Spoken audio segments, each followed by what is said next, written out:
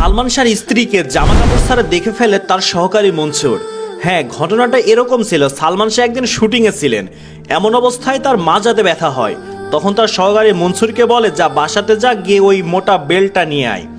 তারপর মনসুর যখন বাসাতে আসে, এসে দেখে মেন দরজা খোলা, এবং সে যখন ভাবি ভাবি বলে ডাকতে থাকে, ঠিক তখনই সামিরা বেডরুম থেকে বাথরুমের মধ্যে চলে যায়, এবং যাওয়ার পরে বাথরুম থেকে উকি দিয়ে বলে, কি ব্যাপার, তুই এই সময় বাসাতে কেন? তখন মনসুর বলে, ভাইয়ের মাজাতে সমস্যা, এর জন্য আমাকে বেল্ট নিতে বাসাতে পাঠাইছে। তখন সামিরা বলে, ড্রেসিং রুমে ওয়ার্ডরোবের মধ্যে বেল্ট আছে, তুই নিয়ে যা। কিন্তু কথা হচ্ছে, সামিরা যখন বেডরুম থেকে বাথরুমে যায়, তখন তার শরীরে কোনো পোশাক ছিল না।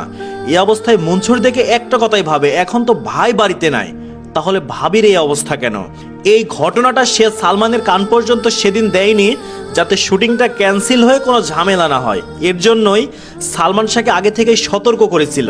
আর যার কথার উত্তরে সালমান শাহ বলেছিল, শোন মনসুর, নারী জাতি মা বোনের জাত, তাদের ইজ্জত করবি, সম্মান করবি, কিন্তু বিশ্বাস করবি না।